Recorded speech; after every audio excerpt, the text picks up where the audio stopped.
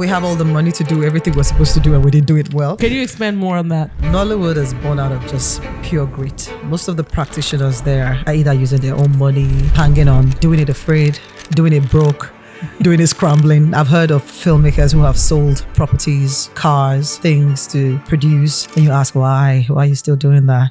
Passion. And what gets you up every day to do it though, despite everything? Oh dear, you're going in deep quickly. Omotola Jalade-Ekeinde. She arrived on the Nollywood scene in 1995. Known to the world as Omo Sexy, her career has broken records, defined eras, and made millions of African women feel seen, powerful, and unstoppable. I was an only child for a very long time before my younger ones came along. And so when my dad died, just before I am able to process this as a child, then everybody's telling you, oh, you have to be strong for your mom. You have to be strong for your mom. So this is the big sister and mom. It was very weird for me. I didn't know how to process it. I didn't cry. Have I still, till this day, mourned my dad? I don't think so. You've said once that divorce is not an option. How have you been able to fortify your marriage in such a way that no one can come and penetrate it? I'm not against divorce. I just always believe that marriage is...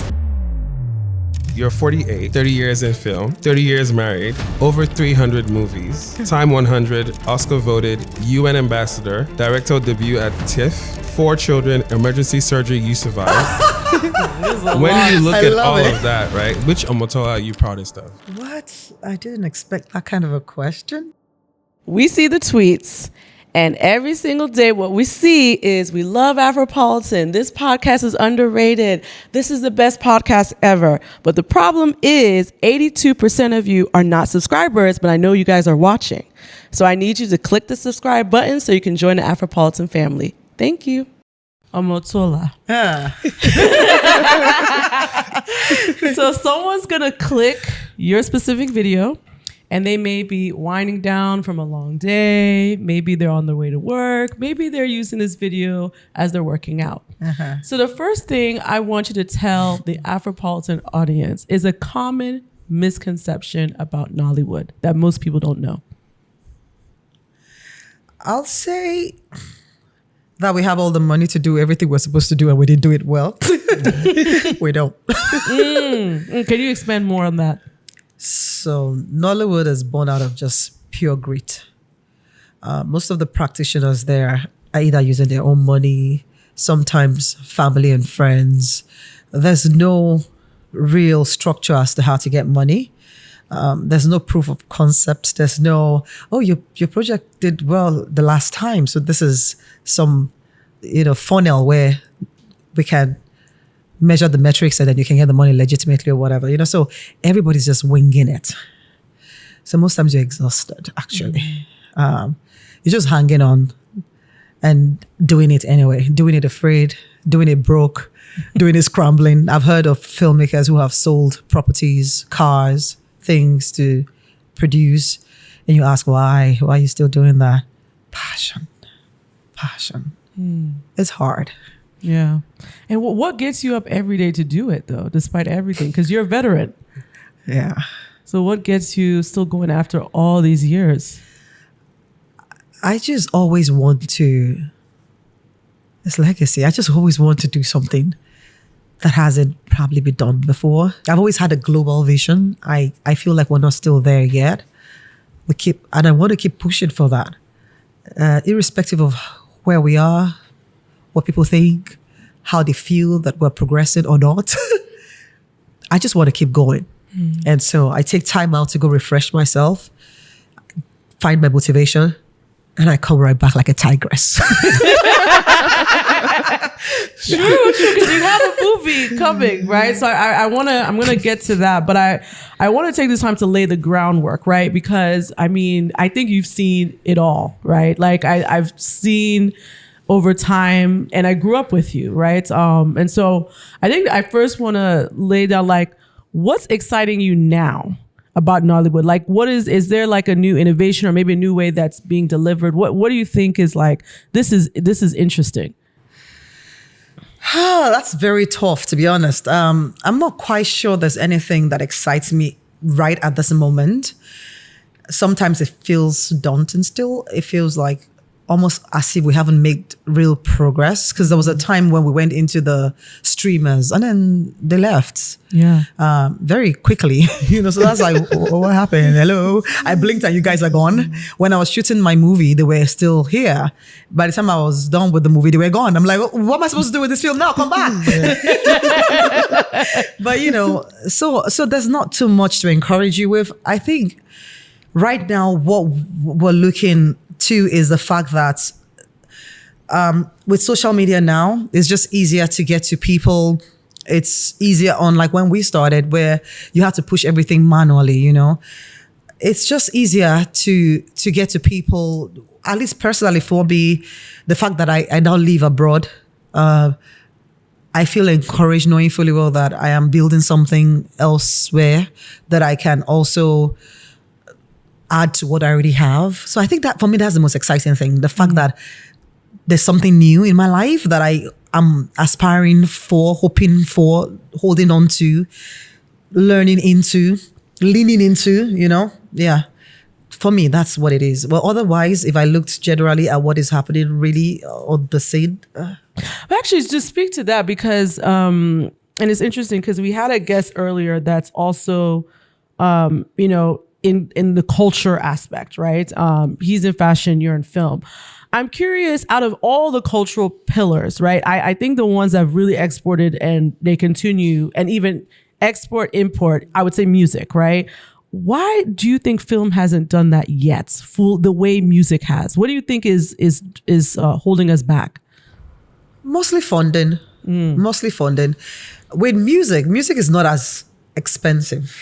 Really, it isn't. To create. Yeah, it's not. It's not really that expensive to create, except if you want to shoot very lavish music videos and stuff like that, which most times these days I don't even do anymore, because really very easy viral content or ideas go farther than all the, packaged $1 billion budget videos anyway.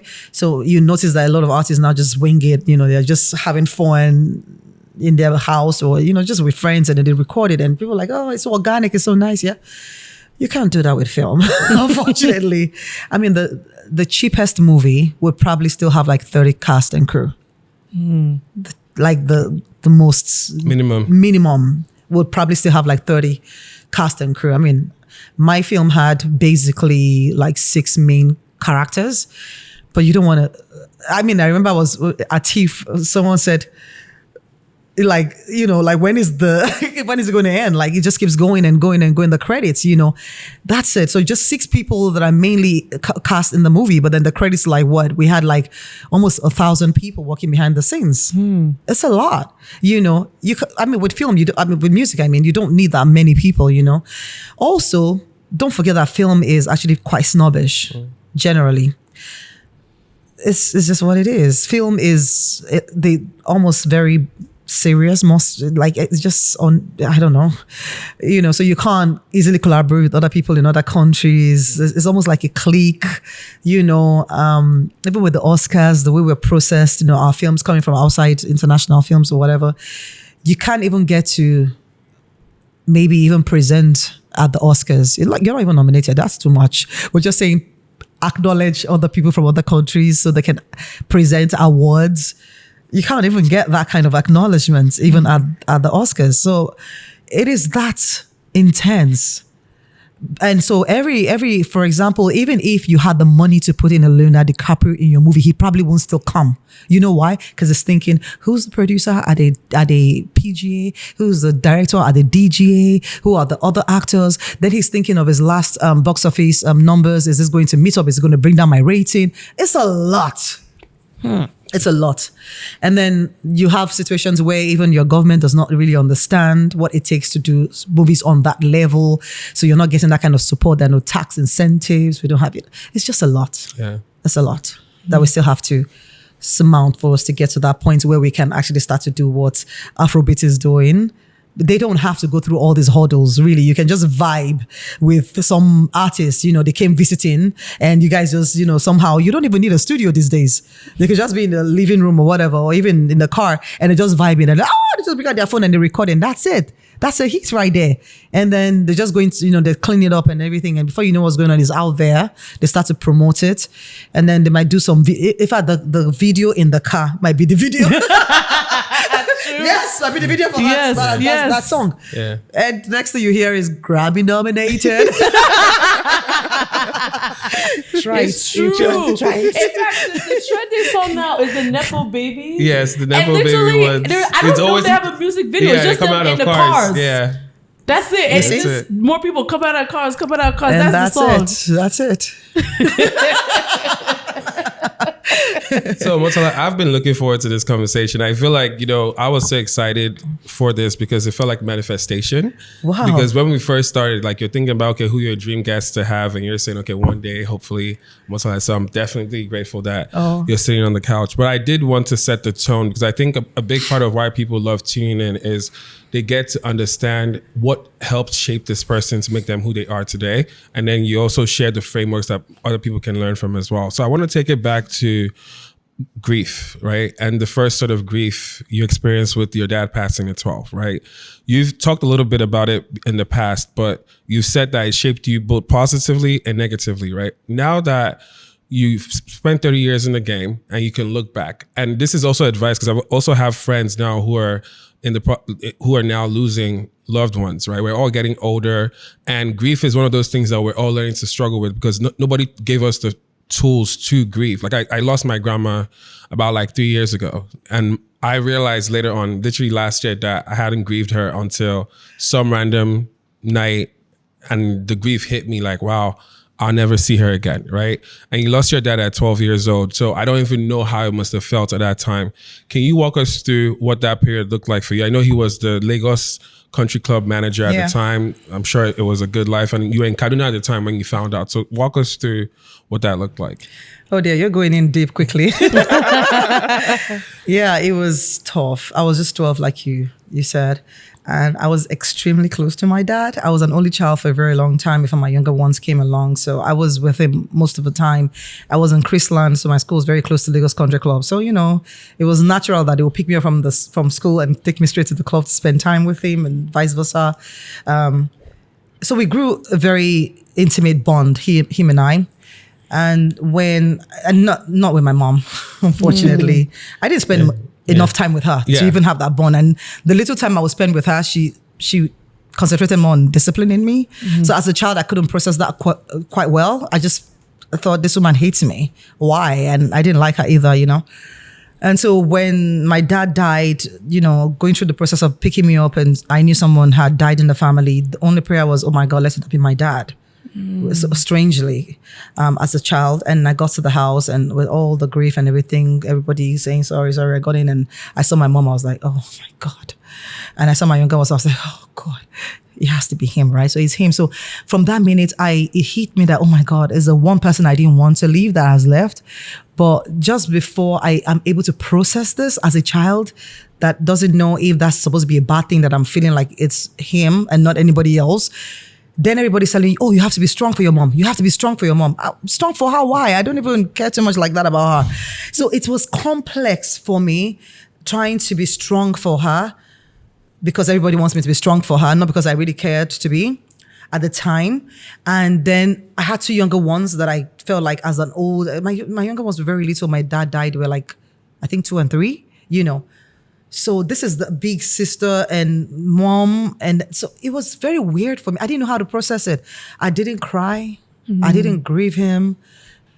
I felt so many weird feelings, and I didn't know how to behave. I didn't know what to think. And it's affecting me even till today, because now I don't even know how to process emotions really. So that's why some people think I'm cold. It's not intentional. I just don't know how to process emotions really. So sometimes I can't process very extreme emotions.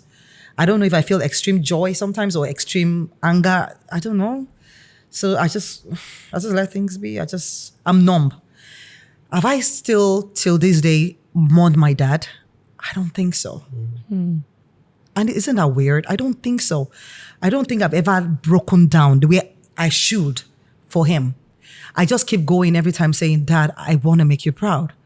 I want to make him proud. I want to make him feel like he never left or I never felt his absence. Yeah. That's just the only thing that I hold on to, you see? I don't know. And so from Kaduna, I'm guessing you came back to Lagos, right? Yes. And now we're walking through the arc of, okay, you have to be the strong one. You have to be the one who steps up for everybody. As somebody who can relate to having to be the strong one, what has your moments of, and when did you get to a point where you're like, if I don't provide self-care for myself, they'll finish me out here, right? Like where it's like, look, everything is always usually on your head. You're a decision maker. People are expecting you to always be the strong one. In what ways did you learn to show self-care to yourself where you're like, you know what? I need to rest. I need to relax. I can't carry everything on my head. And what did that look like for you? I think it was only when I got married that I actually started to do that. When I was single with my 2 younger brothers, I was a mom. I've been a mom since I was 15. And there was nothing like self-care. I didn't care about myself. I had to care for these 2 ones. We didn't want the standard of their lifestyle or their living to go down. I promised my mom I was going to stand by her and help her. And I tried to keep to my word. So immediately I left secondary school. I started to look for a job, which is one way or the other how I found entertainment anyway. And so I was very focused on exactly what I wanted to do. I didn't have a life pretty much. All my life was just to provide for my family, you know. And so when I met my husband, he took on that role also with me. He knew how serious that was for me. And my husband and my mother's relationship took off way more than my relationship with her. And so it was when he came into my life that I really started to understand my mom from a different point of view. And when I had my first child, then that's happened, because then I started to understand now all the things that she wanted to give to me. Now I want to give also to this child that I have had. So that was very important for me. And I got married quite early at the age of 18, you see. Yeah. So it was a lot of growing up for me. So there was no self-care. So from taking care of my younger ones, I started taking care of my own children. So my life has been like that. So that's why some people, when people think I'm stuck up or maybe I'm not social, you don't understand. Like, I don't even know how to. Yeah. All my life, I've had to take care of people.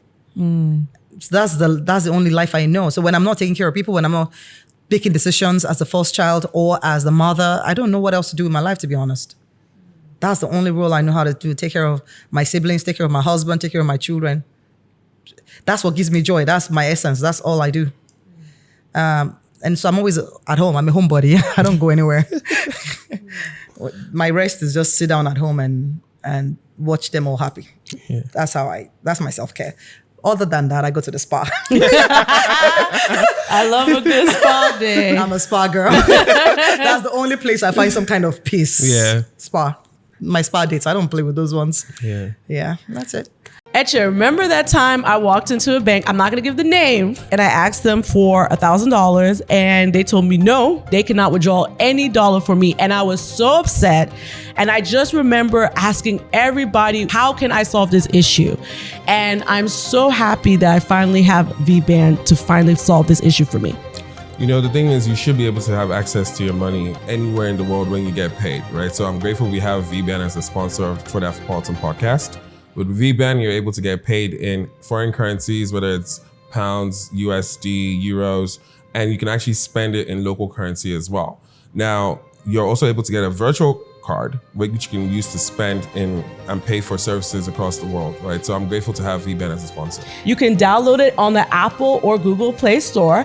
And remember, when you sign up, you use Afropolitan so they know you came from this podcast. And I think this ties beautifully into something I write about a lot. So I write about this concept called timeline grief, which is mourning the life you thought you would have, right? And I'm curious, have you ever reflected on that? On maybe whether it's the time your father passed, maybe it's the time you got married, maybe it's the time you had your first child. Was there a moment in your life where you reflected on, I thought I was going to have this type of life, but I have this one?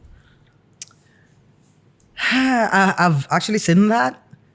But no, I feel my life is exactly the way it should be. I really do. Earlier on in my life when I was younger, I used to feel like, oh my God, my dad was here, this one, because I went through a lot, trying to help my mom. She and I went through a lot. There were times where we were attacked in my house because they knew it was just two women or two females in the house and little kids. We've had robbers try to break into our home and it will be yelling in the middle of the night, help, help, somebody help us, We've had times where we didn't have food to eat, and I remember one particular time when my mom and I had to go sit there in front of a neighbor's house who was in the oil business. We waited outside his house till 1 a.m. that he came. We were just sitting outside by the gutter. We just sat down there waiting for him to come so maybe we can beg him so he can give us money to buy food for the house. We've gone through things, and so for me, I look at all of those things and I say they shaped me. And so those times, of course, because my dad was okay when he was alive. So those times, of course, you would think, oh my God, look at my life now. Because you're going through it. You're going through it. And you think life is over, And I remember, there was even also a time when a colleague in the industry took me to some place, I think in Mushi. I'm not very sure where this place is till today. Some ghetto place. We walked through this rough place and God, that was really little. I was like maybe 15 or so. And we got to this place and these bad boys, same things you see in Shantytown, that movie. It happened to me. They were there like in the sitting room and I begged them. I said, I was looking for money for my brother's school fees. And this guy looked at me, this little thing. They could have raped me. Like, where was I, But God's grace was just with me. And they looked at me from head to toe, said, can you even pay back? I said, I don't know, but I've started acting and doing modeling. I can try. Anyway, they gave me the money and then they made the person who brought me, some guy called Black, I'm sure he probably is watching, do some kind of undertaking. Anyway, I took the money. I couldn't pay back. They started coming to my house, threatening my life and all of that stuff. The guy too, they were threatening his life. They came and took the only thing that was making us happy, which was a TV, black and white TV and DVD player. They took it away. We were miserable. If there was any time I thought I was depressed, it was that period. But I say all of this to say that in that time, I thought, this has to be the worst. Like, why is life treating us this way? Like, so you look at those times and you think you will never come out of it. So I hope I'm encouraging somebody today to let them know, like, there's always sunshine at the end of that. When I was going through that, I kept thinking to myself that it can't get worse than this. Like the humiliation, everything, it was bad. Sometimes we didn't even know when the next meal was going to come or where it would come from. But today, so now I look back and I said, all of those things forged me to be who I am today.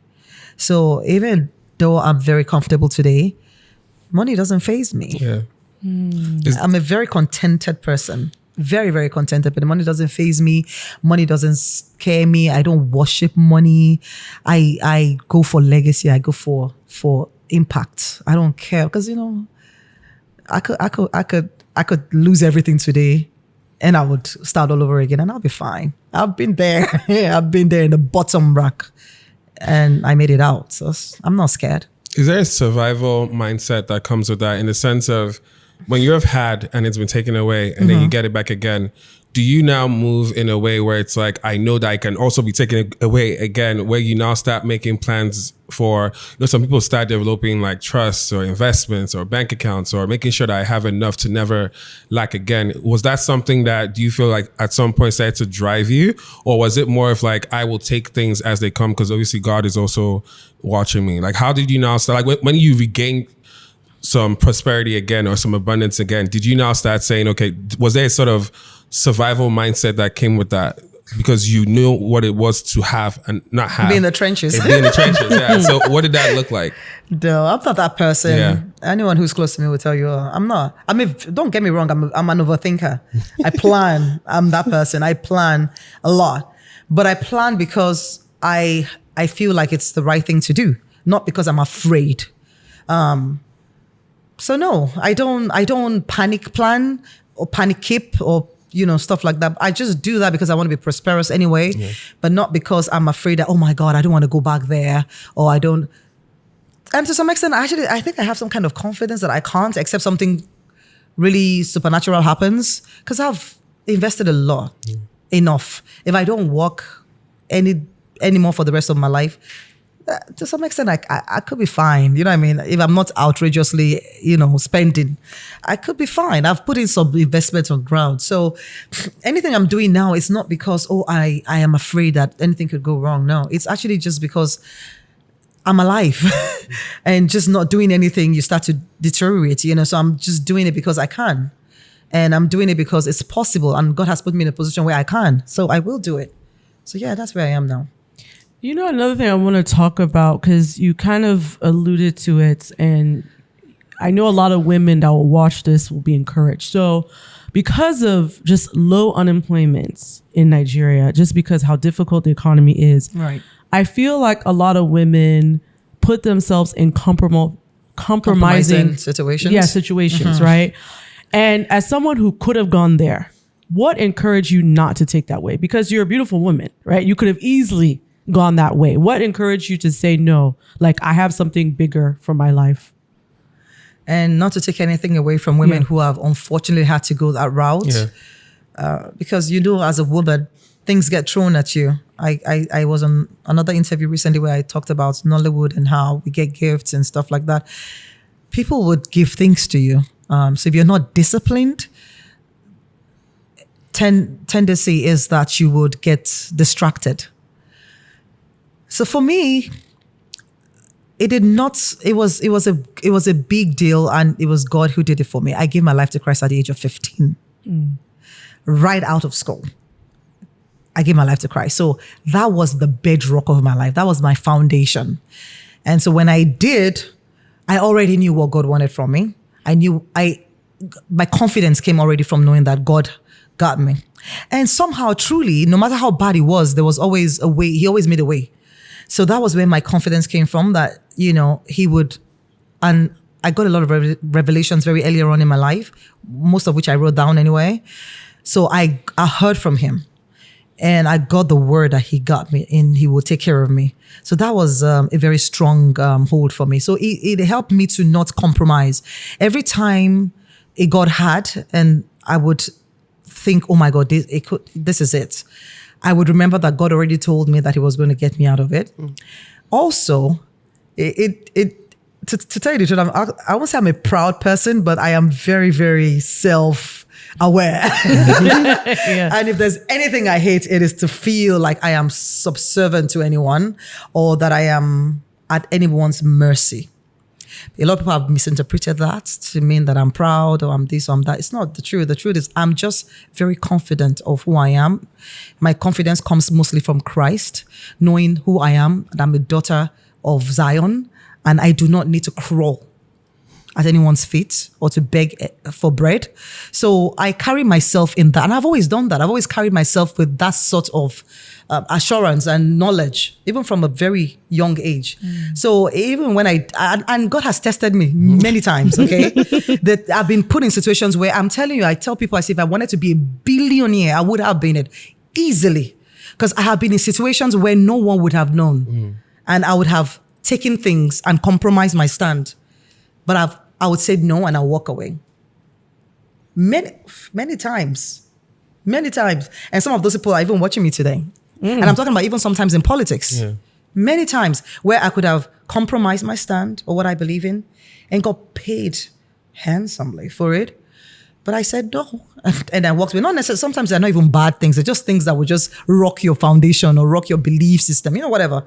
And, so those thoughts start coming to you. It's not so bad. You can explain it away. It's not like but in the long run, it would dilute your message. And I've had to walk away.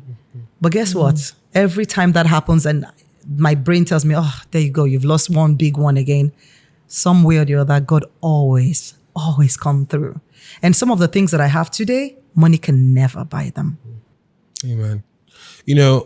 We had a friend of ours, Dayo Yade, on the show, and I think he was saying how YouTube is the new platform for home videos, right? Right. One of the reasons I was looking forward to the conversation is you are one of the few people who've been through the VHS tape era, the cinema era, and now the streaming era, right? And you're also an insider. And I think for a lot of us, we have been consumers of the content. From your perspective, can you walk us through what those days from the VHS tapes looked like, the process, the Nollywood of then, and then to the cinemas, when the cinemas started becoming more of a thing, and now to the streaming? How have you reinvented yourself through all those different eras? So I believe for my brand, I've been around through the VHS, like you said, that era, which was the hardest era, to be honest. Really? Oh, yes, because it was manual.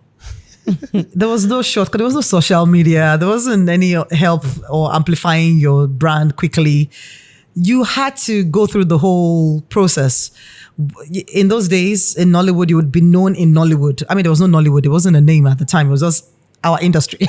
You'll be known in our industry in Surulere. Then you would have to be known in Upper Wika. You would have to be known in like there were zones like that. You would have to, break into all those places and be known there before even fans would get to know you, before they would even put you in, because you have to be tested. Nobody's just going to put you in the movie just because. These were marketers, Igbo guys. Those guys are traders. They don't care about emotions. Can you sell my, So it was hard. Like you had to be on top of your game. And so there wasn't social media to help you amplify. You couldn't do one quick video or one quick dance and become popular, or one quick skit. People had to like you organically, and not just in Lagos.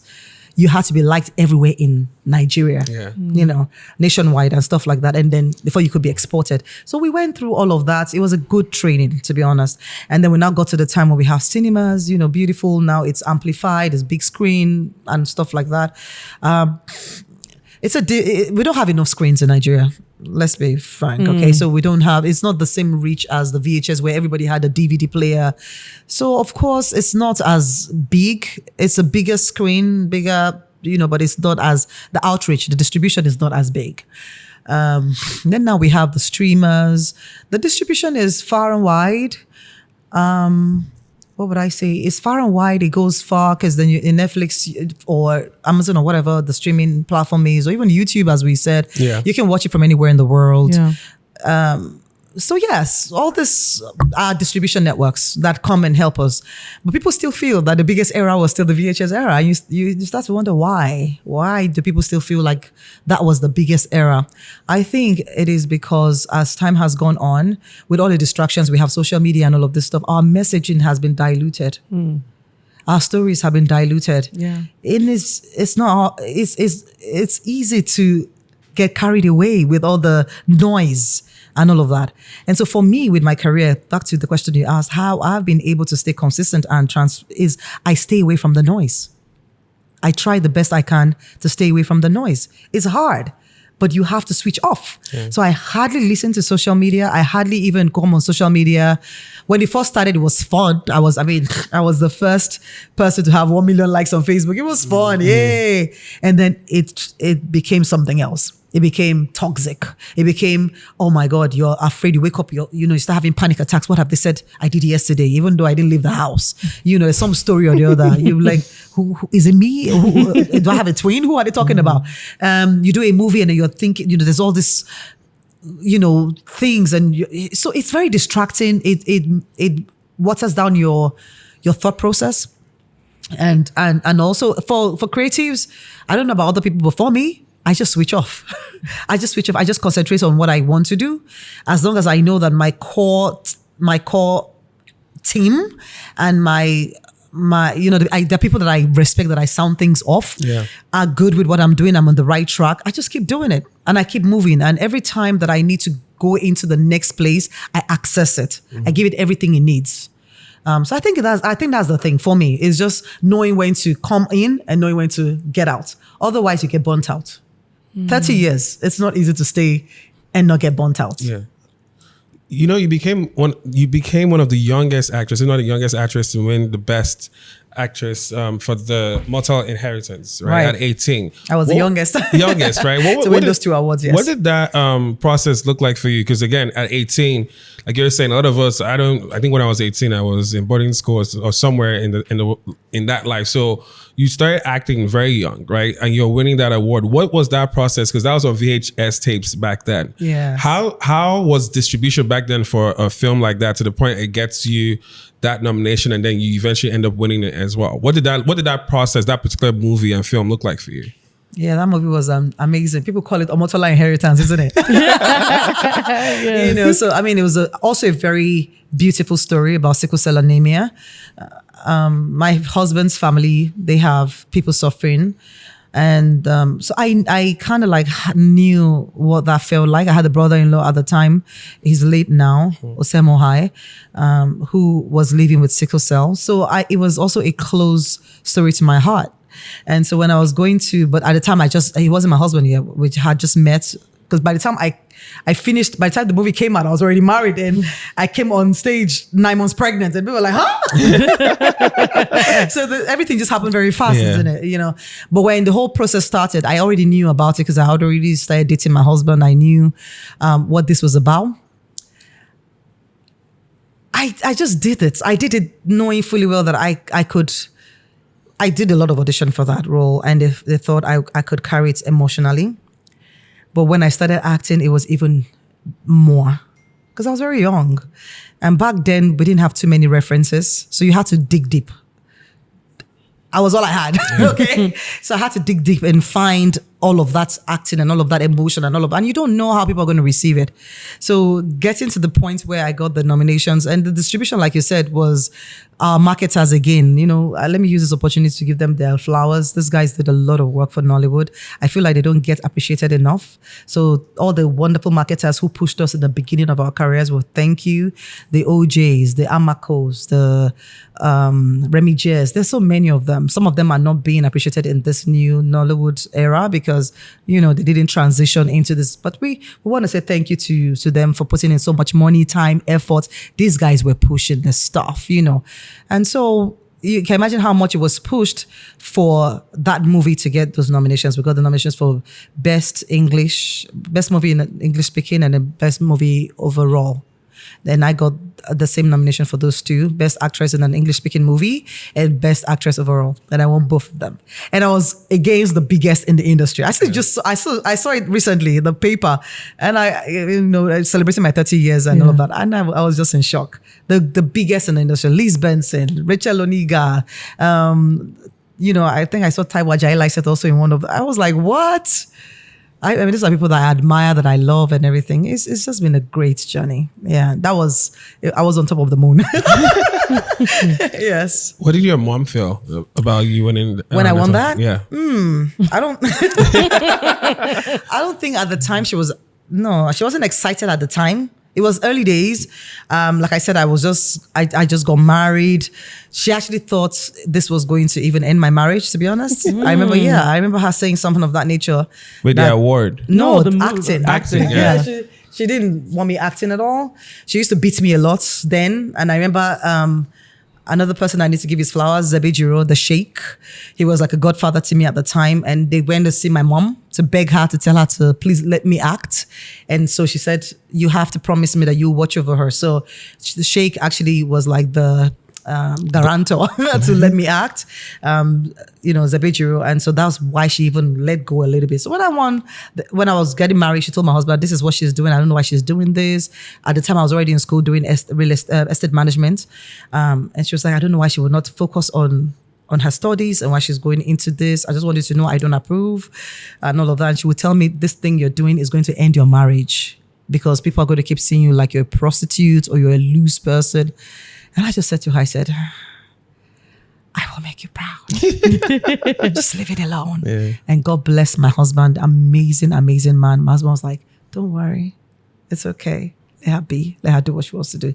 So she had to let go because now I'm no more her priority. I mean, charge. Yeah, she's no more in charge. I'm not like directly under her anymore. I'm now married.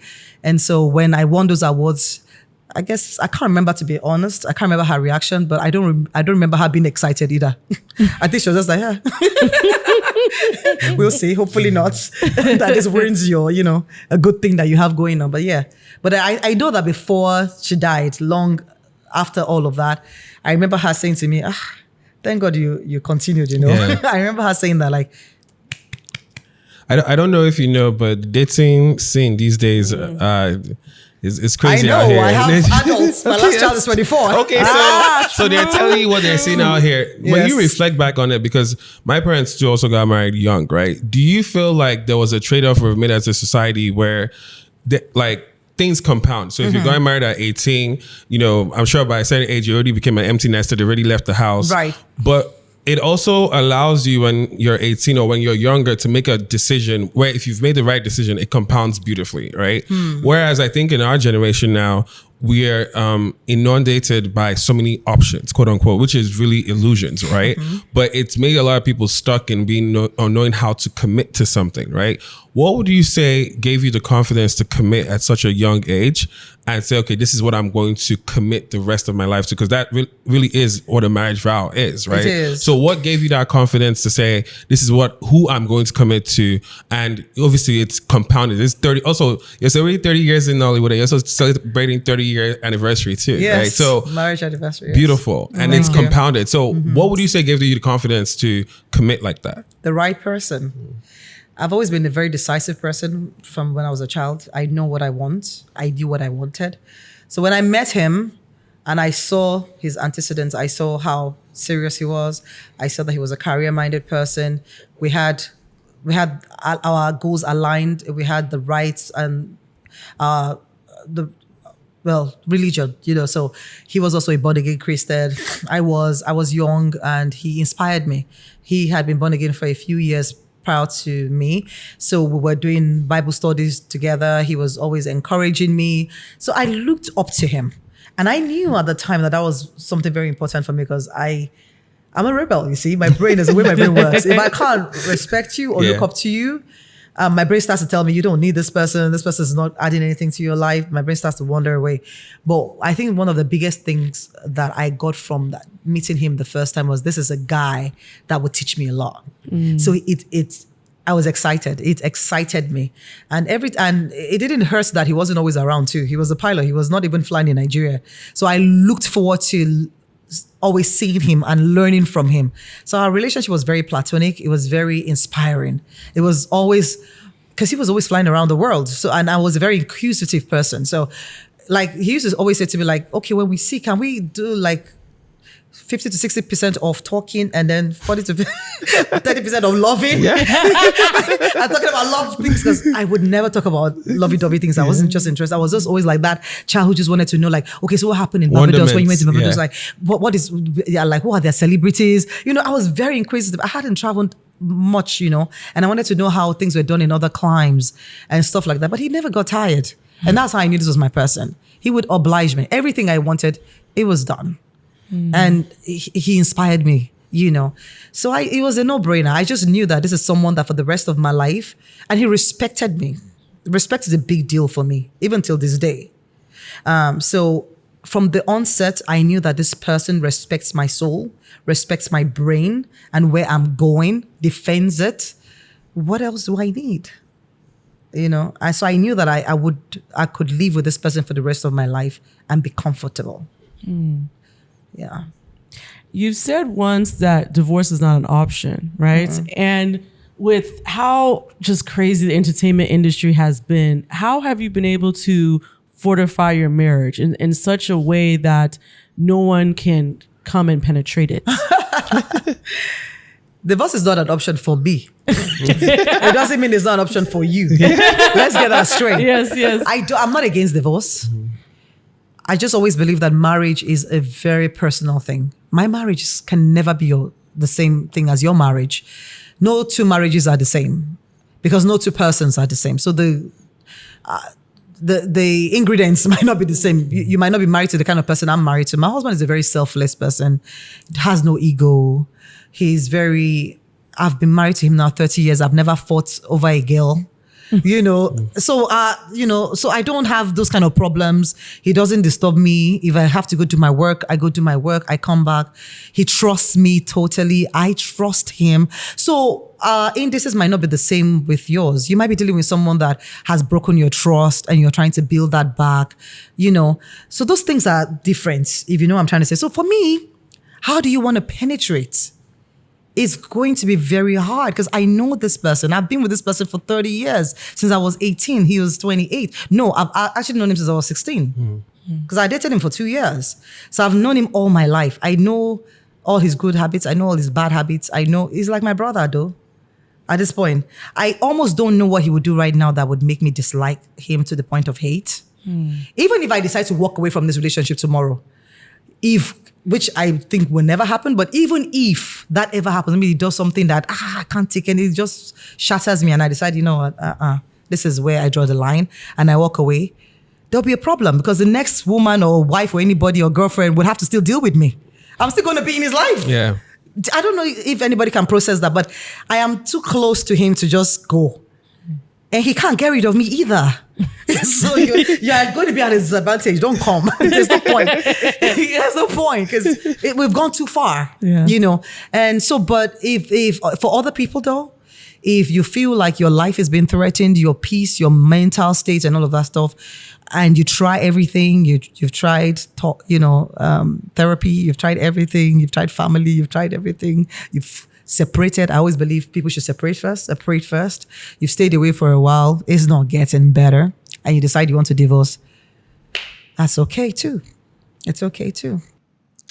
In 2005, the Nollywood G8s, they tried to ban you and other top actors from the industry, right? Most actors reconciled quickly. You refused for 2 years. What was that process like? And you know, now when we say 2008, it's really, we mean like what, almost 20 years ago now, which is crazy. By the way. But what was that process like, and what was the beef? What was the beef over? Yeah, we were pushing for standards in the industry. Myself and some other great thespians in the industry just decided we want to push this industry forward. And we kept encouraging each other. Like, I would do something, you would hear about it, like, okay, you would top that. And so we were pushing the industry forward. And I believe at the time our orgas, you know, our distributors at the time, the marketers, they didn't just like that, because they understand pennies and kobos here. So they're counting their, you know. So for you coming in and then asking for, and don't forget that the way they started this industry was we're selling cassettes. Now we can put Omotola on top of cassettes and sell it instead of 2 naira. You're selling cassette, now you can sell it for 4 naira. So you see, they've done their calculation. It's okay. That's just his markets. They don't care about your feelings. Nobody, you know, that was not part of the deal. Just put your face on this thing and do whatever you want to do. Let me sell it, you know. And then we came in and we're like, no, the standards, you know, this is how it's supposed to be done. Like, what is that? So they're not having it. But what type of standards though? Like, what are we talking about here? I mean, like in those days, for example, you could come on set, and even till now, I hear sometimes you could come on set and just walk on end. There's no... Walk on end. Oh, work no without time, pause. Yeah, there's no time to... Yeah, there's no breaks. There's no closing time. No trailers. Trailers. The first time I ever had a trailer was when I was doing the SAG movie. In Ghana. Ties That Bind with Kimberly Ellis, who was a SAG actor. So that was in her rider. Yeah. And then they also put in the rider that her co-stars too must have their own trailer, so we don't disturb her. And that was the first time I had my own trailer, at least in Africa. Really? Yes. I mean, so what do you guys do? What were you guys doing? We stayed in our cars. Yeah, that's what I'm saying. It's back room or something, or we're shooting in people's houses. We're sitting in their living rooms, in their bedrooms, whatever, any place you find. Wow. Yeah.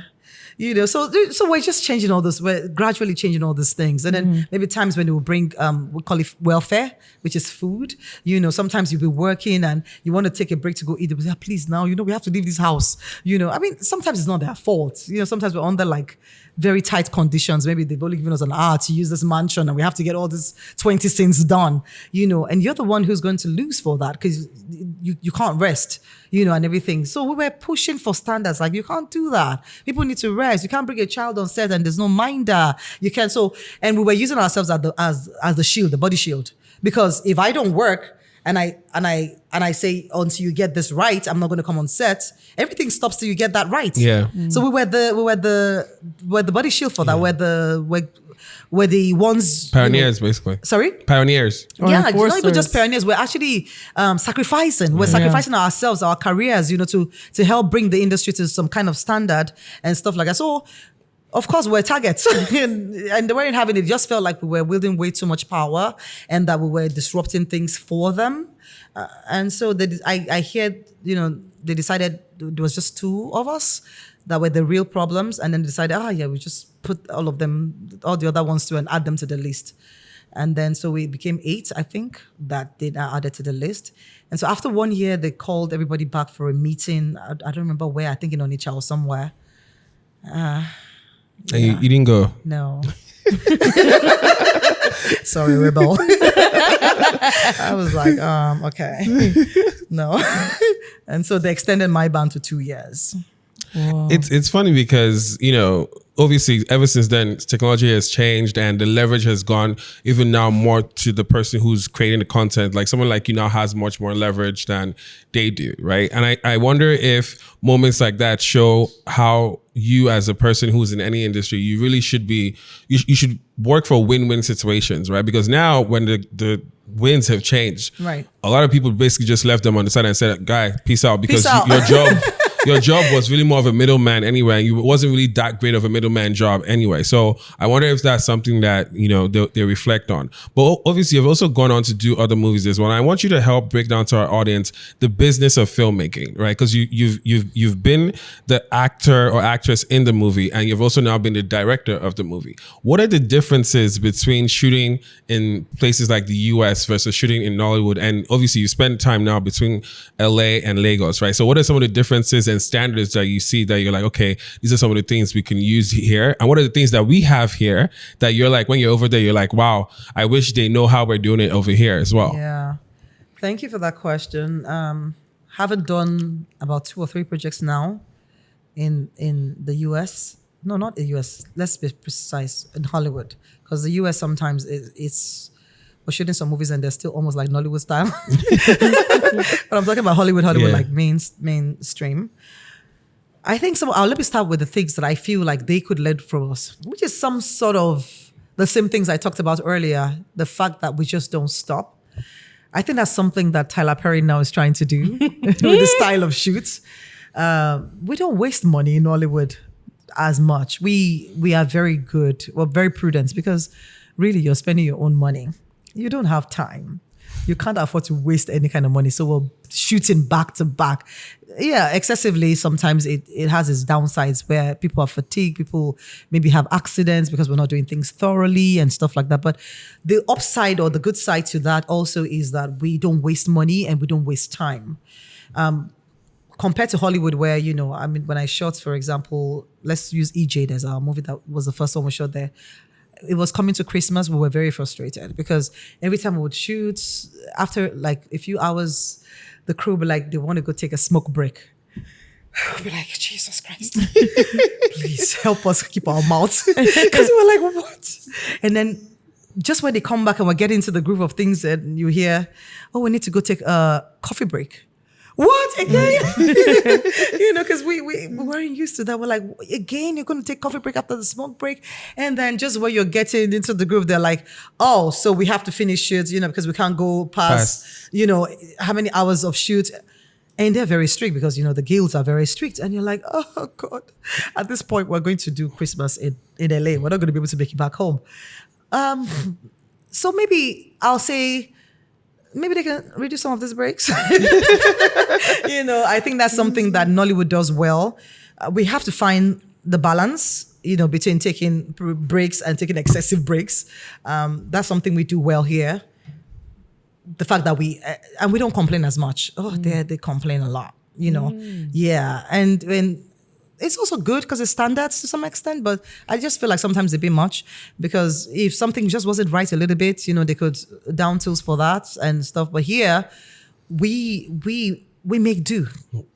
We make do. We're like, we make do. If something is not quite there, we would be, okay, what's the next alternative? How do we make this work? And everybody puts their back into it. Nobody goes, oh, that's your job. It's not my job. Figure it out. We all try to make it work. It's neither here or there too, because then that could also be a bad thing because it could be like, okay, mind your business. Maybe the reason why we don't do things well also is because everybody jumps into it and tries to solve the problem. So we just have to find the right balance, Now the things that we could learn from them, other than standards and doing things properly, pre-production, which I'm guilty of also from my own movie, by circumstance, but pre-production, and then something that I talk about all the time, putting money in escrow. Like, why is that so hard for us? Like, you hear people say, oh, they got money from BOI or some kind of body or stuff like that. And before the project starts, the producer, according to them, would have spent the money on this and that. And it's heartbreaking when international bodies actually are involved. Because I'm like, what are you teaching us? You know how it's done internationally. You know that these bodies should not go to the producer. Why are you trying to tempt them? It's not fair. Like, I can blame the producer, but I really should blame you more because you have standards. You should come into this environment and teach those standards and make sure that people understand the standards, keep to those standards, because that's how you leave the local community better off. Not come and conform to their standards and leave them worse off. Yeah. And then go back and say, oh, they're not disciplined, they did this or they did that. But you let that happen because you know better. Because you know that even if you did that with Americans, they will spend your money too. Yeah. Excuse me, why are you making it look like it's just Nigerians that can do that? The Americans who have... Look, I've only been duped in America. I've never been duped in Nigeria. Really? Yeah, in the 5 years that I've stayed there. And I'm not talking about thieves. I'm talking about organized duping bodies. Yes. So, and it's done legally. It's in the fine print. So my point is this: anybody can misuse opportunities, monies, and stuff like that. But there are things done to mitigate these things. Yeah. There are standards. There are procedures. So I believe that if Nigerians or Nollywood were to be strict to follow those standards or those procedures, then we would not have as many issues that we've had in the past. Would you say that that's the same issue that happened with like the Netflixes and the Amazons of the world? Because from your perspective, because you're also an insider, could you give us your perspective on these international streaming services have come into the country? There's a lot of hype around it, and then after a couple of years they leave. What do you think they got right and what did they get wrong? And if you were in charge tomorrow of any policy or any body, what would you change to help them build more sustainable practices that enable a thriving ecosystem? Yes, so it's been said that this that we just talked about was part of the problem. We also heard that subscriber rates were not as high, so that could also be the problem. Knowing fully well that in Nigeria we all can share, we love to share, we are family oriented. So that might be also part of that problem. But whatever the problem is, we have the numbers. I feel like sometimes it's just discipline and staying the course, understanding the people, and also enlightening people. I feel like people here are not quite sometimes enlightened on how things are done globally. When you're in Nigeria, it's almost like you're in a silo. I'm not even kidding. Like before I relocated, everything just seemed to be over and around my life here. And it's not the same when you visit. It's different. When I relocated and I really sat down there, I had to unlearn a lot of things. Like what? Oh, so many things. For example, I'll start from the most silly thing, like even just checking your DMs. Here, you're a star. Why are you checking your DMs? You know what I mean? Like, but there, everybody communicates with you through DMs. Time management. Just being humble, not as a human being, but even with the job, like with our work, just be humble, because really, you feel like a star, like I've arrived at everything, and then you get there, you're like, damn, I haven't done much, have I? You know, it's just, and it's not even in the numbers, it's in the quality of work. It's in the things that you've done here that everybody has praised you for. And then you're now comparing with other people from other parts of the world, and you're realizing, oh my God, we still have a long way to go. It's in little things like being on set and we're not even knowing that as crew, you shouldn't be wearing open toe sneakers or sleepers, or, just little standards, things like that. Also go all the way to royalties, the fact that I've only worked how many jobs in LA right now, and I just came back from LA yesterday, and my envelopes like that, a pile of residuals waiting for me. I couldn't even open it because I was only in LA for 3 days and I had to rush back. So I couldn't even open those envelopes. They'll be there waiting for me when I get back. But I've only put in 5 years in LA, in Hollywood. I've put in 30 years here. I've never received an envelope. No. Nine Post doesn't know your address now. That post has lost your address. Yeah, they don't have my address. They don't know where I live or if I even still live. That's not happening. And no one has also thought, oh my God, this movie did so well. I'm just going to send you a check. Just thank you, gratitude. Yeah, we smile and go, half him did well. Yeah, I did well. Wait, when did you know you had to relocate? No, it wasn't like a decision I made at some point and just go, I have to relocate. No, it just happened. And I've had opportunities to relocate in time past, to be honest, I think from 2013 when I got Time 100. A lot of things just opened to me.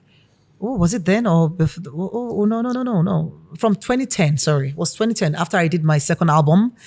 That was the first time I was going to relocate. And I got signed to Universal Studios, Bungalow Universal.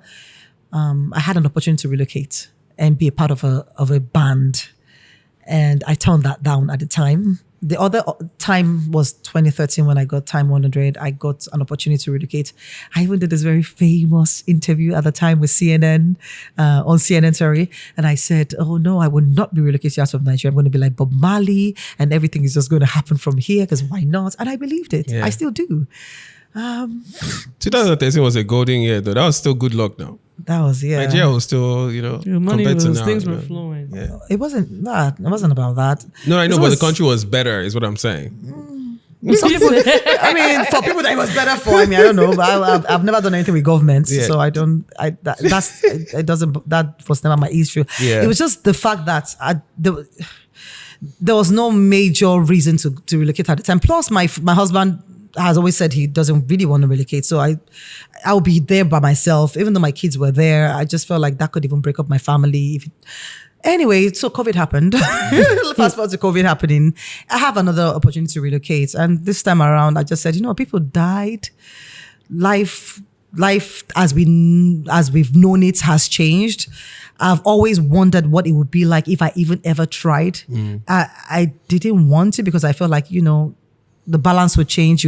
At the point which I am in my life, I would have to start some things all over again. It's quite scary. It's daunting. And I didn't really want to do that, to be honest. If I wanted to be honest with myself, I wanted to stay in my comfort zone. But after COVID and all of that happened, I just said, you know what, YOLO. I'll just take the dive because I don't want to ever look back and regret that this opportunity came at least 3 times in my life. There's a reason why it keeps coming back. Some people never even get this opportunity once. This has come back 3 times. And I asked my husband and he was like, yeah, if you want to leave, that's fine. Let's do it. So all the indices that before never came together just came together. And I just knew it was the right time. It's one of the best decisions I've ever taken. What did it feel has like? Changed? Yeah. I want to know what has changed. Everything is how calm I am now. With my mentals. I come back to Nigeria, Lagos, and it almost seems like I didn't grow up here. It's just the way, it's just my mind. My mind has changed a lot with the way even I comport myself. Life is like, Nigeria is hectic. Lagos particularly is very hectic. There's so many things. It's the parties, it's the going to this, it's the invites, you're constantly thinking of like impressing this person. In Cali, nobody cares. Like if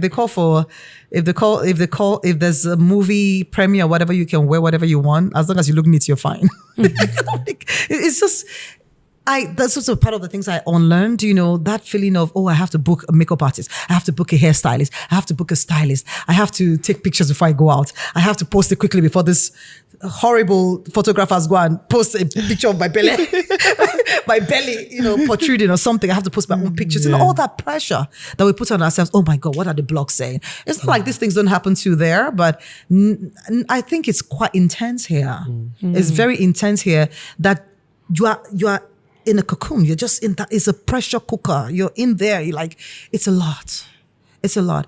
Every time I go back to LA, even just this 3 days I went, I could breathe.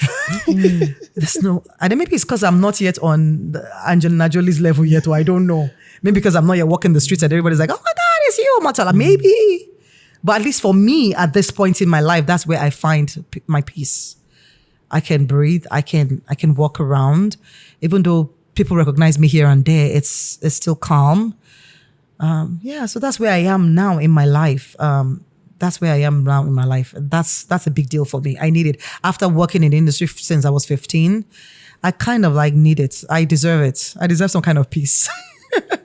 But did it take a while for you to acclimate, in the sense of, like you said, you've gone from being a queen of your own area, and then you're going over here and you have to basically now learn new things, and it's almost like learning new wills, right? Because a lot of times some people can't handle that, where you're like, look, I know what it feels like to be the Angelina Jolie of my side. Yes. And even the attention I was getting is nothing compared to what you guys are doing here, right? So what did that look like? And from you talking to your ego, like, what did it look like to now have a conversation like, okay, humility, be humble, and maybe you've always been humble, but what does that look like? Because even no matter what we say as humans, it always does. It creeps in. It creeps in, right? Yeah. So what did that look like for you? Remember I said that earlier when I said I had to unlearn and be humble. And there are times, I'll give you a very quick example. I was working behind the scenes on a very big project. And I remember the lady who was the supervisor of that project, she's our cousins, African-American. And so I called her. I'm that person who always wants the project to be better, right? So I called her because we're doing some voice, and then she doesn't quite know Africa, and the voice was the sounds. So there was an Igbo lady, and the movie we're doing is not from that region, but they had people from Egun, and Yoruba, and so the Igbo lady was also doing her voice. So I was trying to tell the African American, I know you don't know, but that's language is not from that region, so maybe she would do more of Pidgin. She should do more of Pidgin and not speak Igbo because it's not that region. And she said, oh, thank you very much, but you know what, the studio don't care. I was like, you don't care that you get our language right and get it right for us? I said, don't care. And that thing really upset me. It really upset me, and I started to feel the activist in me rising. Rebellion. I was like, what? You don't care? And then something told me, Omotola. Okay. This is not Nigeria. We are just coming here newly. We are not going to fight. And we're not going to be activists right now. And it took everything in me, everything I could muster to walk away from this lady and not crush her. Because I knew so many things I wanted to say to her, like, how dare you? How dare you be working on something that's to do with my culture and say you don't care? My culture is paying your bills right now. And you look me in the eye and say you don't care if you get it right? Would you say that if it was an European project? Would you say that if it was even an Asian project? These days, you guys want to get it right for them. It took everything. That would never happen if it was Nollywood, but these are the things that you have to learn. You have to learn the differences. You have to learn to buy time. It's just a matter of time. One day she will see me again. I would not know her clearly, but she would remember me. And then she would remember that happened. And I would, by God's grace, be a part of the people who will correct that. I hope. Yeah. So those are the things that, sometimes happen to you when you're not in your comfort zone, that test you. But you have to remember what your bigger goal is, and then you have to swallow it. Take it. But keep the vision on. Keep your eyes on the goal and go, this would only energize me to fight harder. Yeah, that's my motivation. I love that. And I now want to talk about your movie that's coming out, right? Yeah. And by the time this video comes out, it'll probably be like 1, 2, this video, and then it'll come out. So I'm curious what inspired it. And you relocating, did it help you really understand how to go into this movie production and like take it to the next level? Because it showed at TIFF, right? And so I'm curious about, do those connections help you there? Absolutely. If I hadn't relocated, I would not be thinking of showing this movie at festivals. I'll be too afraid because mothers love this project as much as I love it right now, and a lot of people are loving it. I didn't feel that way when I just shot this project because I didn't shoot it intentionally. I was only here on vacation, and one thing led to the other, and I shot this project. And so I was very afraid because I felt I didn't do enough of the pre-production. to shoot this project. And I know that that's the most important part of any production. What is pre-production too? Just for our people. The time when you plan the production, that's like 70% of the work. Really? Yes. Shooting on set is as a result of what you have done with the planning. The post-production too is as majorly a result of what you have done with the planning. If your pre-production is great, all of this, they come with their own challenges as well, don't get me wrong, but then you would have done most of the work. Especially for filmmaking, that's the big part. If your pre-production is not tight, you will be in serious trouble on set and even in post. Can you give us an example? Because I'm really curious. Like pre-production, I want to do a movie, so you're thinking about the actors, the set. Like those are the easy parts. Yeah, you have to think of your distribution from ahead. Yeah. Oh. Where is this going to land? Where's the home for it? That's part of your pre-production. Yeah. Where is the money to even shoot this production? Is like the Bible says, he who wants to build a house, you must first know that you already have some provision, right? And on how you're going to finish it. So imagine you have not planned enough, knowing fully well that when you start productions, things happen. There's going to be a lot of, things that you never planned for. So miscellaneous, you have to have that kind of money. You also have to think about, okay, where is this going to land? Is it going for the Oscars? Because you have to shoot separately for the Oscars. You don't shoot movies the way you shoot if you're taking it to Netflix. And I think that's another thing that we haven't talked about enough.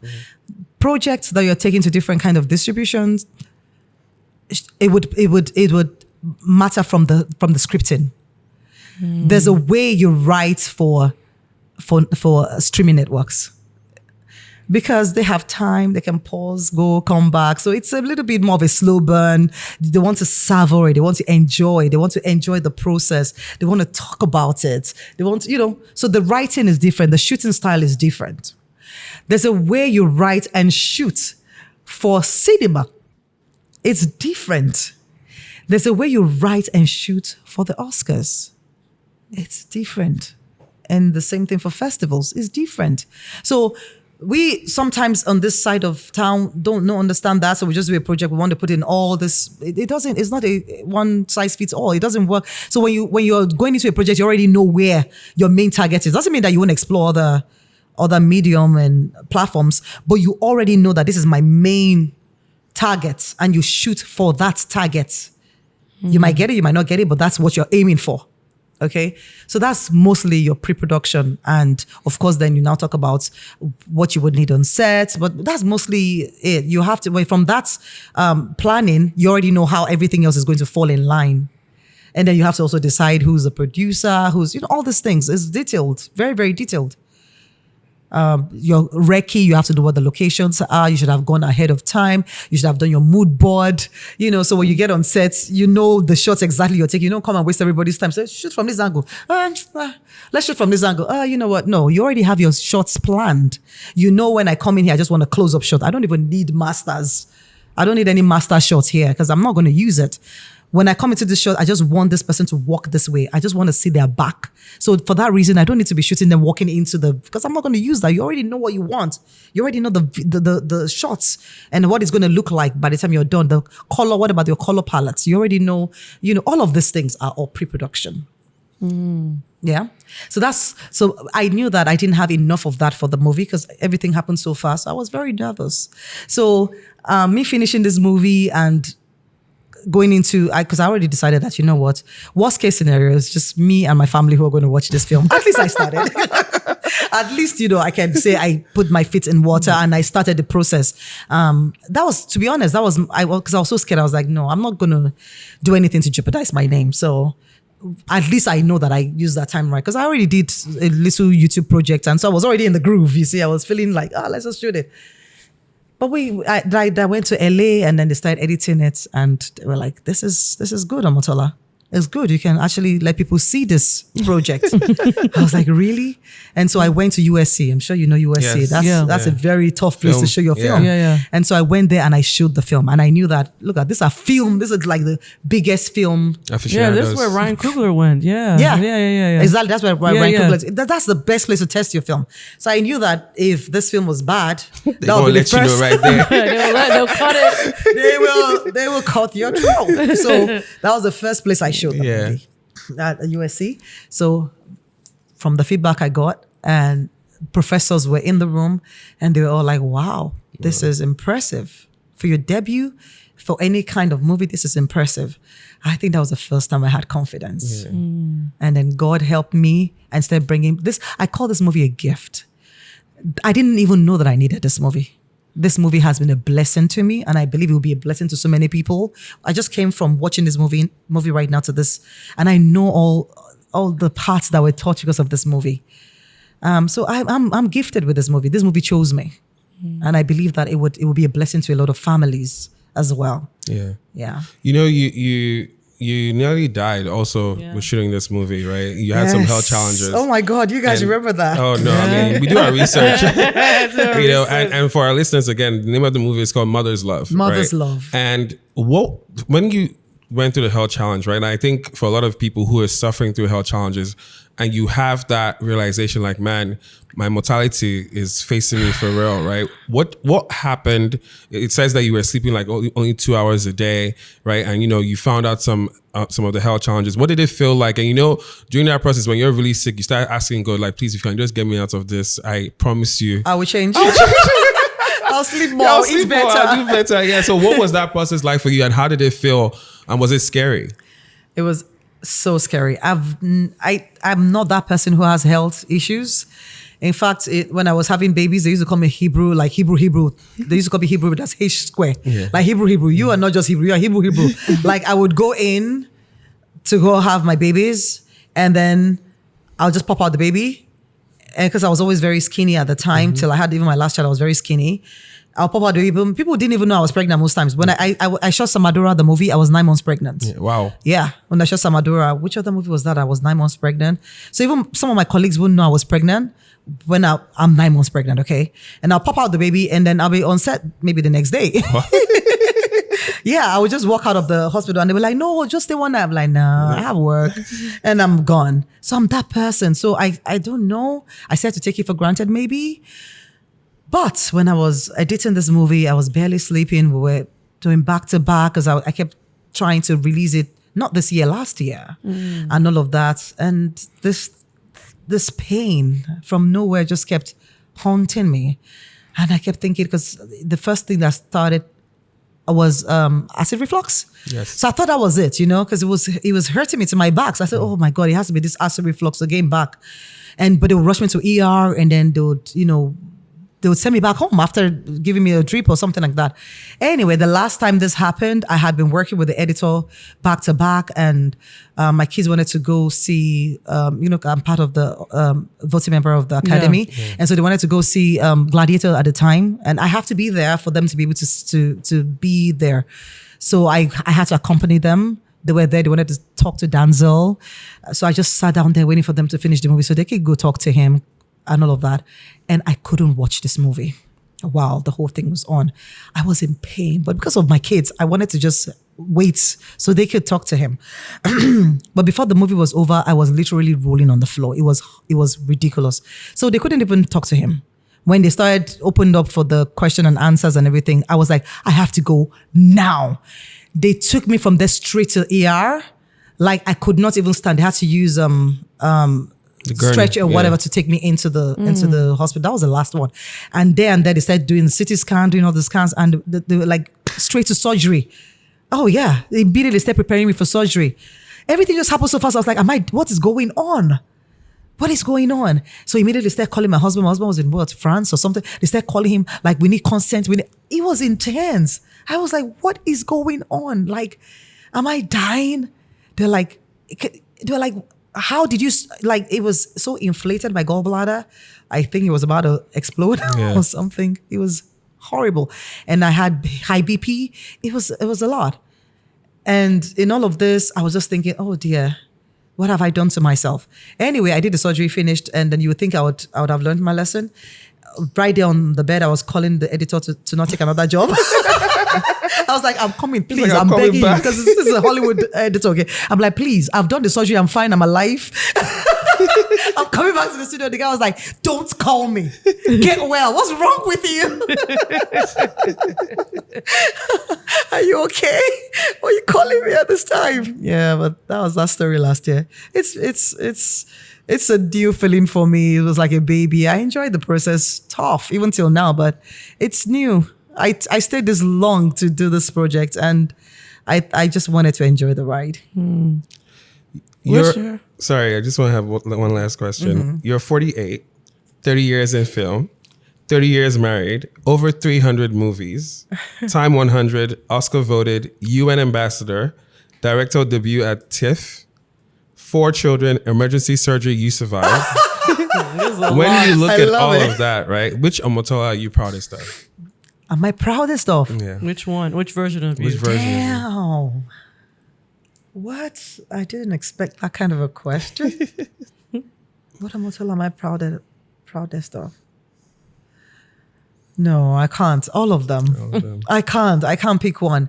And I know that emotionally or sentimentally, people want me to say, oh, that I'm a mother. I was going to say that. I was like, oh, she's probably going to say I'm a mother. Yeah. I am very proud to be a mother of beautiful, beautiful children. 4 of them that give me so much joy by God's grace. Don't give me any stress. They're doing very well. Amen. But I'm also very proud of all my achievements. I really am. From that little girl who lost her father when I was 12, who was living in Yanokpaja. I'll tell you something funny. There was a time when, one of those days where I felt very down. I had not even met my husband at the time. I had all my friends, started traveling out. Everybody left. I was alone. My best friends, like 4 of my best friends, all left to the UK or to America. I was alone. I felt like life had left me. Like, I felt alone. And I remember one day I was crying so hard. And I remember looking at God and I said, God, do you hate me? Then I went to my father's drawer and I took his international passport and I looked at it and I said, maybe if I went to the embassy and I showed them his passport and they saw how much he traveled, maybe they would give me a visa. Wow. Yeah. So to come from that girl at that age of 12 or 13 or something, no, this was 15 because I had left secondary school, who wanted to go beg them at the embassy, like, look at my dad's passport. He was always traveling. So please give me a visa. I need to leave to, I'm depressed or something. To someone who's now leaving. I wasn't born in America, who's now leaving in America, not just alone, but I can stay there with my family. How can I pick just one thing? Yeah. How? For that girl who used to go sit down in front of somebody's house with her mother to beg for food, to someone today who, I have properties around the world. How did I get here? How could I just be proud of only one thing? God has been too good to me. I'm very grateful. I'm very grateful. I couldn't pick one thing. I'll be too ungrateful to pick just one thing. Yeah. I think I want to, before we get into a rapid fire, because you said something, and I say this all the time. How do we get old Nollywood back? I would like I still think of like Blackberry Babes. Like there's so many movies that like we had, because we have interesting stories. And it doesn't matter how people say, oh, it was crappy or oh, the quality was bad. Like, I don't care. Like the stories were intriguing. There was part 1, part 2, part 3, part 4. Like they were so, and I feel like now, like you said, is diluted. Like you said, like how do we get back there? Or I don't know. Start by watching Mother's Love. No, I kid you not. Start by watching Mother's Love, and we're coming back. And it's so intriguing because I didn't know how much people really were stuck in that, on that era. I didn't know until I started meeting so many people going, oh, I don't watch movies anymore. I stopped watching when you guys stopped acting so much.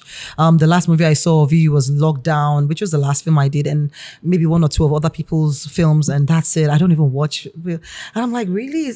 People but I guess they have their own new audience as well. But a lot of people who have seen, and even a lot of you, it's so weird. Even a lot of the young ones, the Gen Zs, you think, oh, they'll be like, oh yeah, I don't really know much about your era. I know this era. But it's so funny. Like if the Gen Zs are the ones even saying that, oh my God, I watch only old Nollywood movies on YouTube. And I'm like, what? So I think it's the stories. I think it's the way we did our writing, is the way we developed the storylines.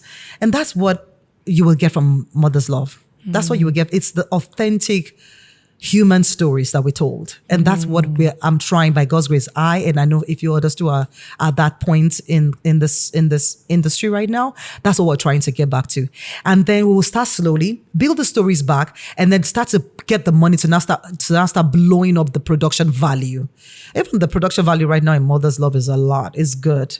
But I know that it could have been way bigger and better if I had the kind of funds that I really wanted. Don't forget, I was just on vacation. I just used my vacation money to do this project. So imagine what I can do if I had more. So I'm just glad from where we're starting. And I'm glad that, so far the feedback we've been getting as the story is great. That's where to start from. I think that's where you will get an old Nollywood with the spicy new time from. And then we can merge all of that, bring the technology, bring the finance, and keep it authentic still. And then that'll be a good mix. And I think we'll be unstoppable. Then Afrobeats will be begging to be part of our work. Trust me, it will happen. Yeah, there's that. It's funny because we, the other guest we had was saying that that's the issue. Like, film is the vessel. And then with film, there's supposed to be fashion infused. There's supposed to be food infused. There's supposed to be music. And for some reason, it's everybody. It's everybody. Yeah. And we were the first ones to actually carry all of this on our backs, to be honest. Because I remember the first time when we were invited to some kind of meet and greet or something of that nature in New York, we didn't even know the power that we had at the time. And I remember they had brought us to New York, and then they took us to Dallas to go do some meet and greet. And these guys in New York didn't know that we're not going to be there at the time. They were all there. And it's Africans. I'm not talking Africans and people from the Caribbean. They didn't know we were going to be coming back. And even we didn't know they were waiting for us. So there was this disconnect. Oh my God. They tore up that place. I think it was the Marriott, or something of that nature. In where was that in New York? Anyway, they tore up the place. The NYPD was everywhere. Like, it was a shutdown. The city was on shutdown. And so we got back in the city. We thought like something big was happening. Like, oh my God, police everywhere. And then we found out it was because of us. That was the first time. I remember this. Yeah. It was a big deal. Yeah. That was the first time it dawned on us. Like, what, that big? Us, but the ones shutting down the whole city. This was what? 2003? 2001 or something like that. Early days. So it was a shock that we could shut down New York. And this was not Nigerians. These were like Africans, like Kenyans, people from Guyana, like Barbados, like other African countries and the Caribbean, and some Americans, and we shut down the whole of New York. Afrobeat didn't do that at the time. No, it was Nollywood. We're coming back to that. Yeah. We're coming back to that. You're right. Because honestly, I grew up in the US. So my memory was begging my cousins in Nigeria, please bring back cities. Something with your name. I didn't say, this actress. I said, their stories. I don't care. Bring it. Yes. And we would sit, and it was like literally my memories as a child was like with my cousin, we'd sit and we watch movies you guys were in. Like, right. It wasn't, I don't remember being like, oh, this, I want to hear this song. Like, I just remember the movie. So I'm hoping that resurgence comes back with that, and I'm seeing it in interesting ways. Yes, it is. It is coming back. And also, you don't forget that also I do music. Yes. So this is this is a very big part of filmmaking for me. Luckily, just from the viewing we just did before coming on your podcast, it was a lot of influencers in that. And one of the things that they said was, oh my God, the music in this movie. So I can't wait for you guys to watch it. Yeah. And so that's, the director, James, who did Harder to Fall. Mm-hmm. He's also a singer. He's Sill's younger brother. Yeah. And he's found a very interesting way to merge film and music that he does. I think it's intriguing. That's something I've always wanted to do. So of course I'll be doing that. Or like Barbara Streisand, like what she does. So those are my inspirations. Those are the people that are already doing what I want to do. Yeah. And so, I will be mixing music and film. And so musicals, even when it's not musicals, just expressing through music, it is definitely going to be part of the fabric of all my films, for sure.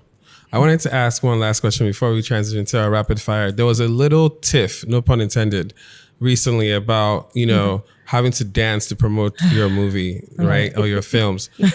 What are and I want us to not, because it's not necessarily just the gisty thing, but I really do want to get your perspective because, and I don't want anybody to drag me personally, but I do think when I sit back to think about the nuance that's being spoken about, is you can give respect to the people who do the dancing.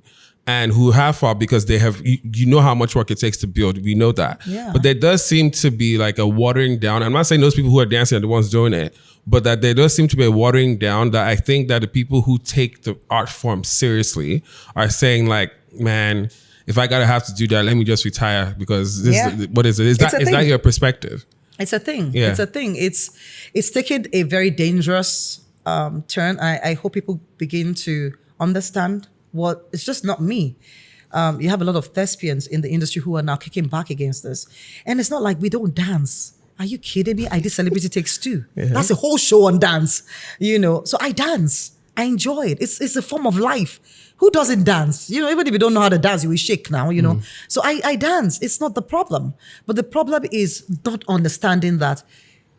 I don't even know what the issue is about zoning in on dance. Because I think what matters is just you doing social media skits, you know, and promos. I thought that was what it was about until where it became this dance. And I'm like, what is it about the dance?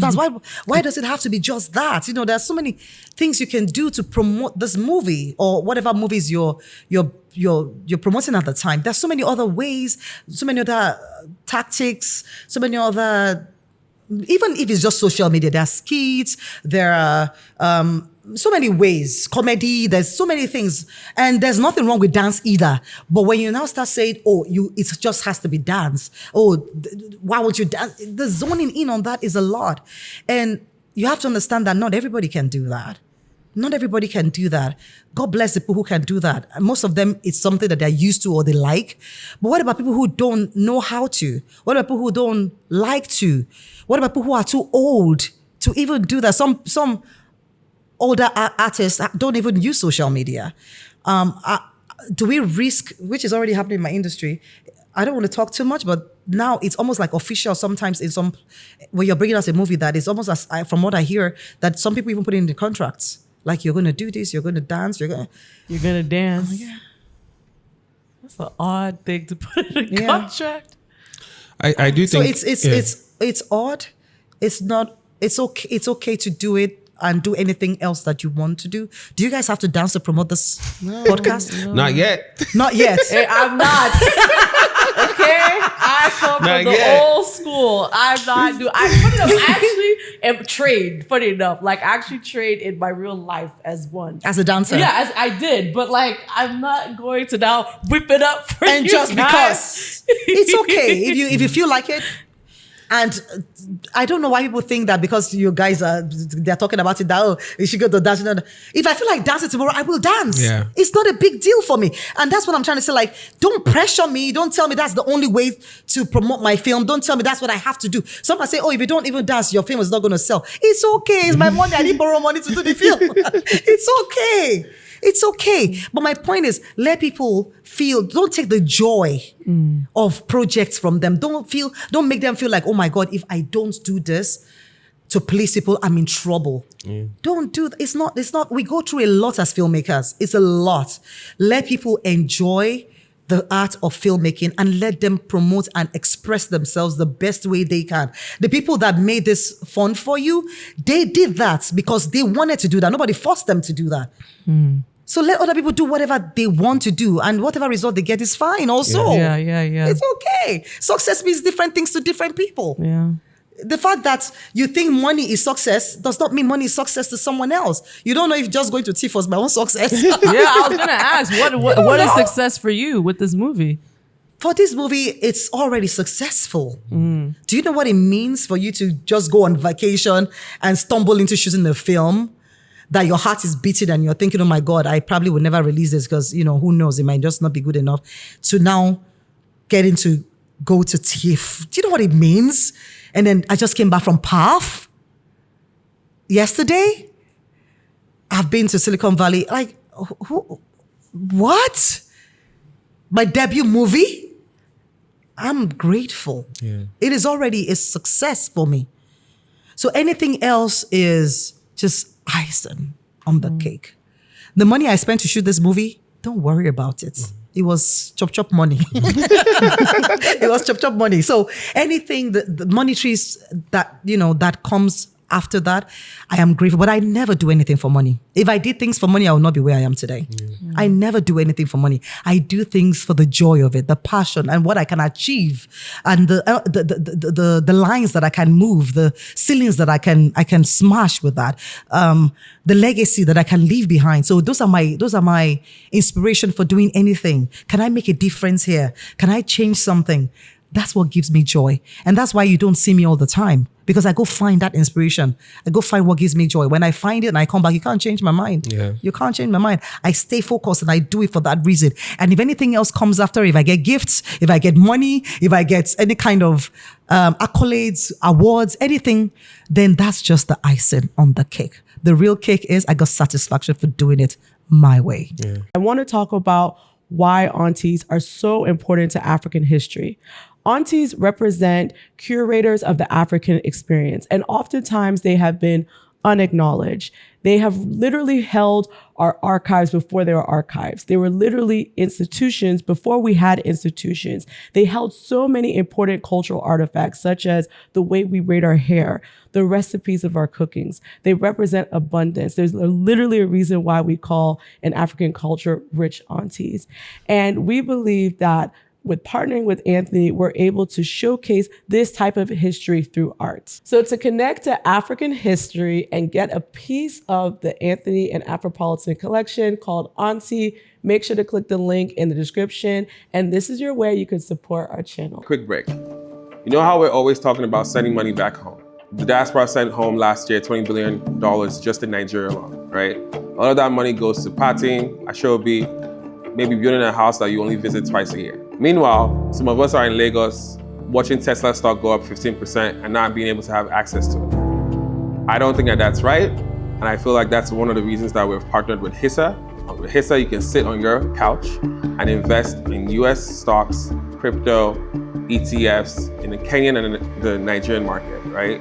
And no longer you sitting there and watching other people get rich off investing and you're not able to get access to it because some brokerage firm in the US thinks that your VPN is suspicious activity. They've partnered with Alpaca that allows them to be licensed, legit, and you don't have to trust somebody on a WhatsApp group saying, send me money and I'll invest. Download HISA, use code Afropolitan. Stop letting your money sit there while you argue about Naira on Twitter. All right, back to it. You know how every week we sit down with people who've done it, people who've built, people who've led movements, people who've created culture. What if you could do more than just listen to them? That is why we built Convo by Afropolitan. On Convo, you're able to book one-on-one video calls with in-demand experts from Africa and the diaspora. Go to convo.vip to get access to your next mentor, because sometimes one convo can change your entire path. So we're going to transition into our rapid fire segment where the question we ask you, the first thought that comes into your mind, that's the one we want, right? Why is legacy so important to you? Because when I'm gone, that's the only thing you hold on to. You wouldn't think or remember how much I had, how much I made, how much I spent. It would be what I stood for. 300 films, right? 300 movies, gun to your head, one performance that defines you. Gun to my head? Yeah, if you had to choose one. You know, it's even a movie that is not as big as so many movies that people know. It's called a movie called My Story. My Story. Yes, my performance in that movie makes me very happy. I went from being a young girl to an old woman of like 70-something years old, and I think I knocked it out of the park. Go find that movie, My Story. My Story. My Story, okay. Yes, that's the movie. You said you'd play Funmilayo, Ransome-Kuti if you could play anyone in history. What is it about her? I feel like we share a lot of things in common. Not like I'm comparing myself to her, like she's a legend. It's the stubbornness. I think we have that kind of spirit together. Is the stubbornness. I understand her. I really do. And I understand where she was at that time in her mind and what propelled her, what kept her going. I haven't even done anything close to what she has done, but if I could live anybody's life, maybe in a more sexy way, it would be her life. Yeah. And if I had the opportunity, I would love, it would be an honor to portray her. Yeah. I'm even afraid to say it, like it's heavy in my mouth. I adore her and everything she stood for, the resistance she stood for. You can't take it for granted. At that time, Your daughter Maria shares your same birthday, and also happy belated birthday, by the way. Thank you. But what did you guys get for each other? Since you both share the same birthday, what did we what? get for each other like gifts. Do you guys give each other gifts? Yes. Aye. So I can't share gifts in public. I don't like to. Yeah. I hardly even post family gifts in public. I just feel like those are things I want to keep private. Yes, but we did get. We always try to know what someone wants. We'll act like we don't know, and then we'll just surprise you with it. But most importantly, we feel like I did something that's on my birthday. I spent my birthday for her.